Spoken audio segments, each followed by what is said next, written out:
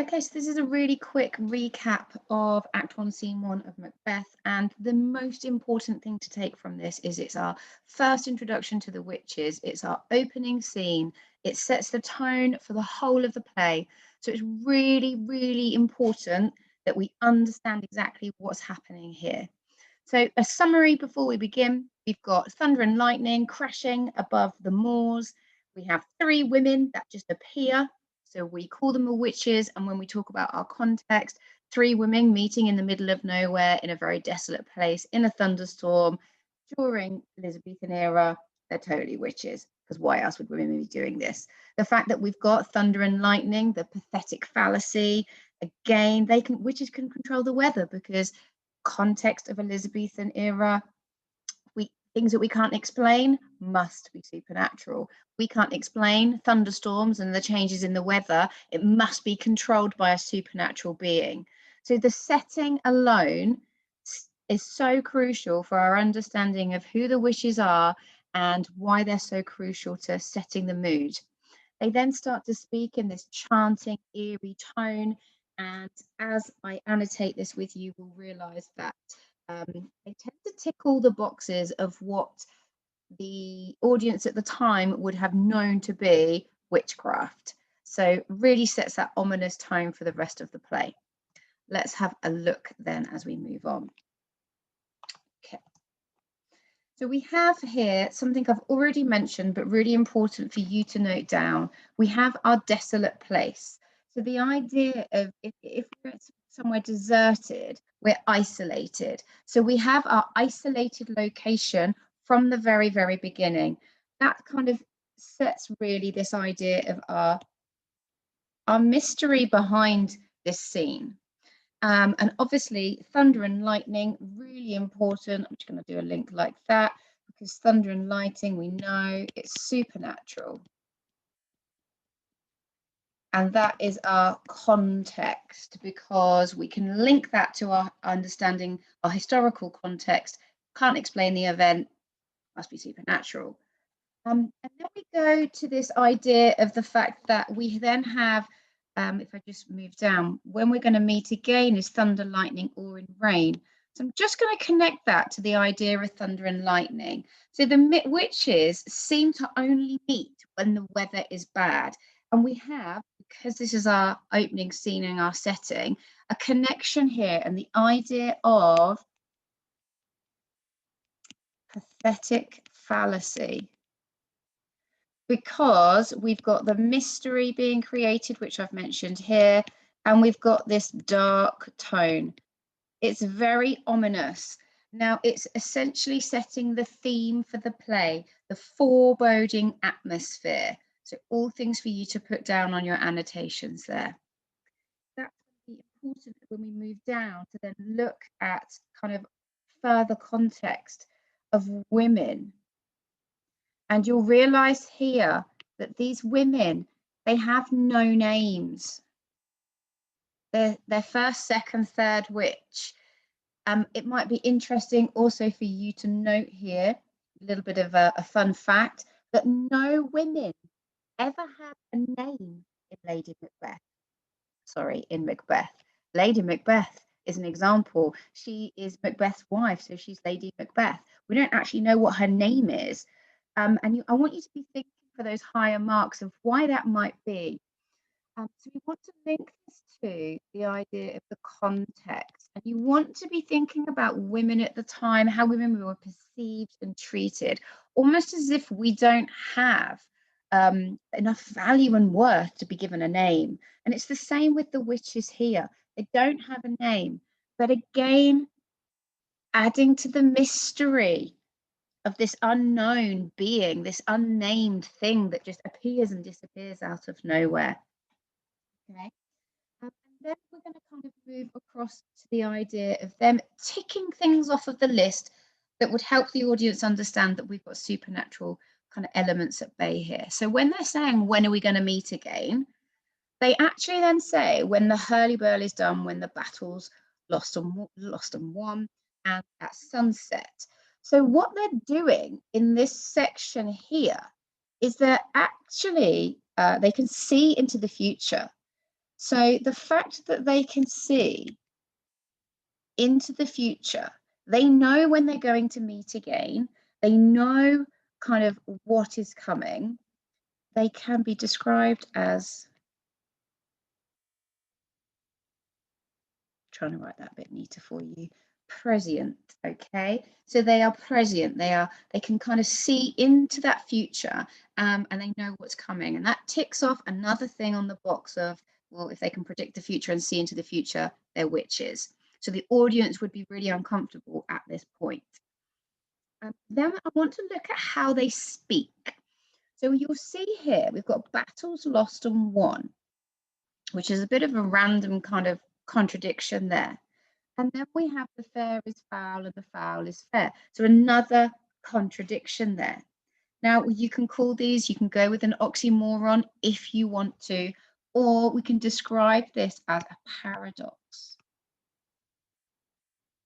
And there's a really important kind of thing to note here about the way that the witches speak. So the fact that they speak and they use paradoxes, essentially what they're doing is they're almost talking in reverse order. So they're unclear in the way they communicate. So it distances us from them because they're not being very clear. I know most of Shakespeare isn't clear, but go with me on this. They're deliberately kind of speaking almost back to front. Fair is foul and foul is fair. That's basically saying that good is bad and bad is good. So there's lots of contradictions and paradoxes in the way that they speak, but the witches do this all the time. So if you really want to show off, you could kind of comment that this is called, do it neat again.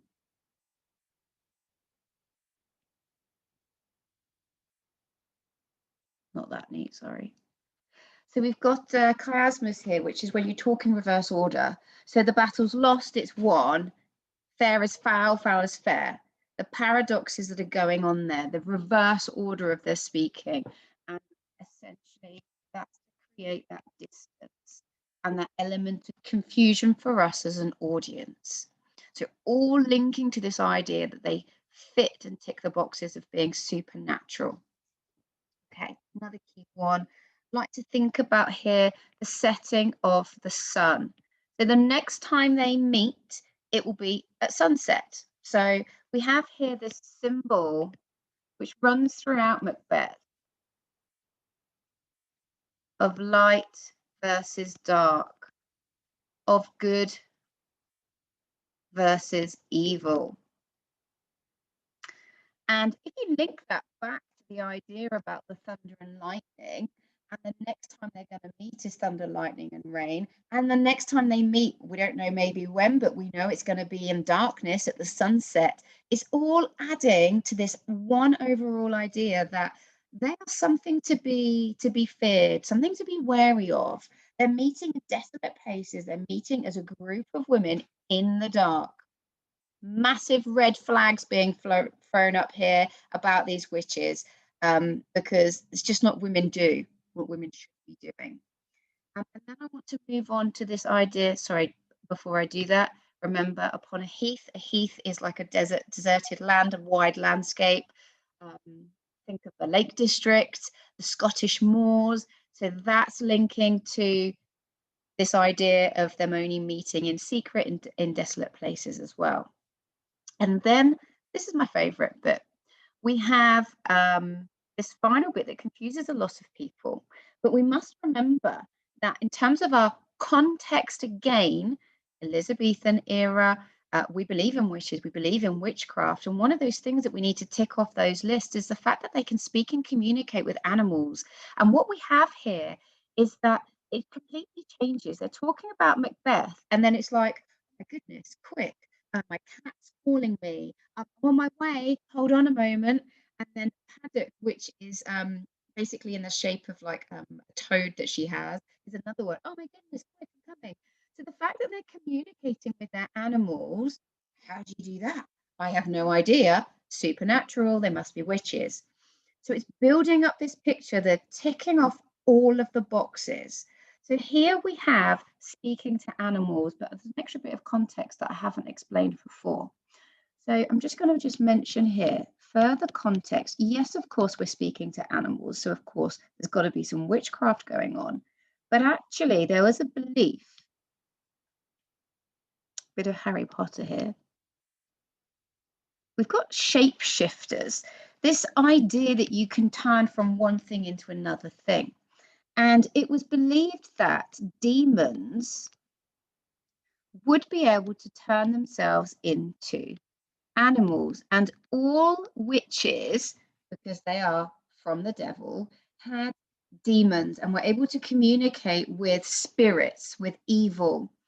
And in the human world, that translated and transformed into animals, which is where the idea of black cats came from. That um, witches all have black cats; they all have that animal they can communicate with, and it's the animal that is just as dangerous as the witch herself, because the animals are demons in animal form, and that's something that genuinely was believed.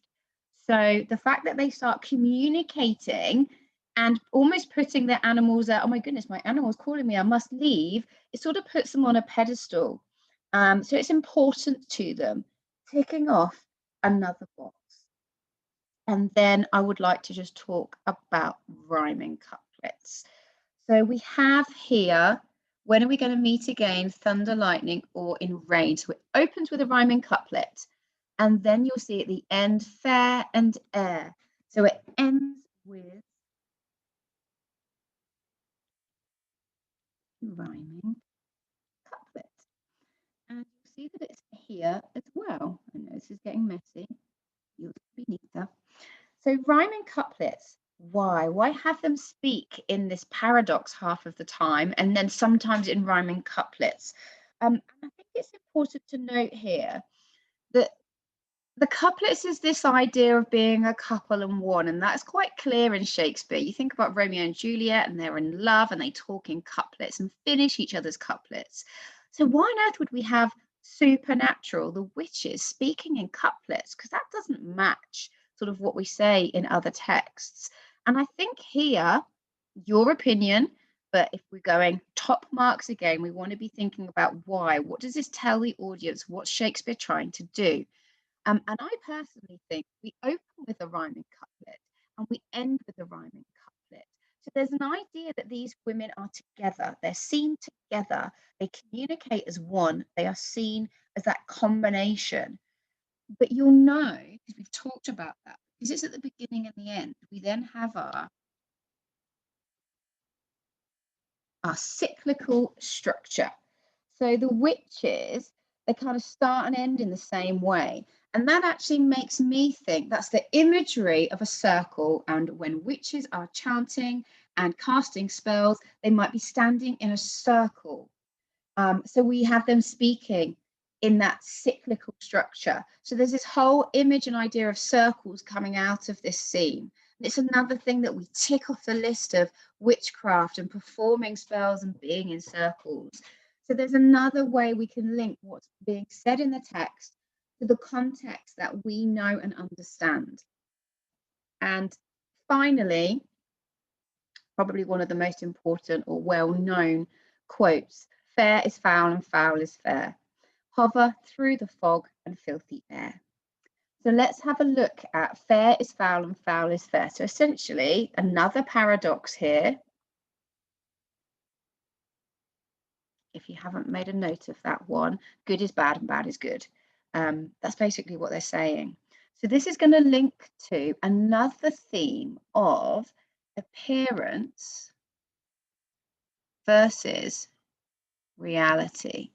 The idea of kind of like good and bad, and how do we, what do we see and what's actually truth, and people hiding behind something that perhaps they're not, which links nicely to Lady Macbeth and Macbeth of, you know, your appearance and your reality may not be the same thing.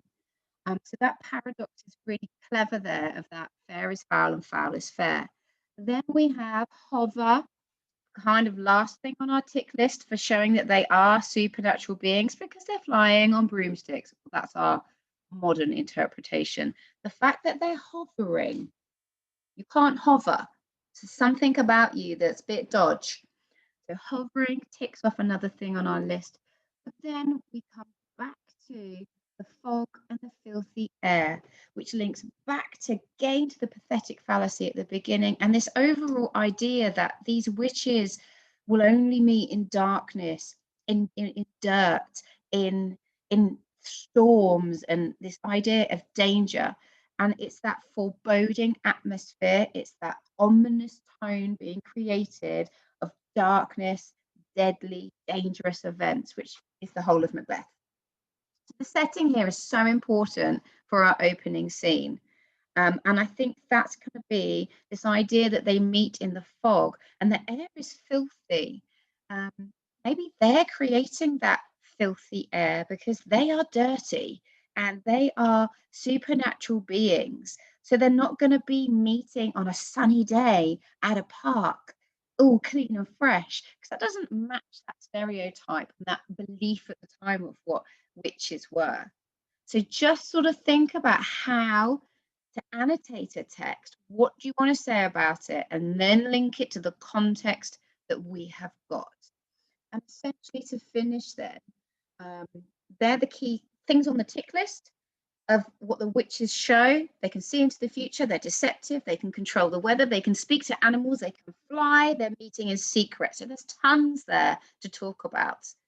And then some key things of our pathetic fallacy, paradoxes, rhyming couplets, the idea of this being very ambiguous, we don't know what's going on, but essentially we have a play that is about corruption. And that's why we've got our opening scene. And then our context, views on women at the time, reactions of the audience at the time, our understanding of witchcraft. So there's tons there for you, which is why I wanted to make a video so you can keep replaying it, adding to your annotations. Essentially, they'll end up being as messy as mine. That's kind of the point. So any questions, drop me a message, but I hope you found that helpful. And I'll see you later.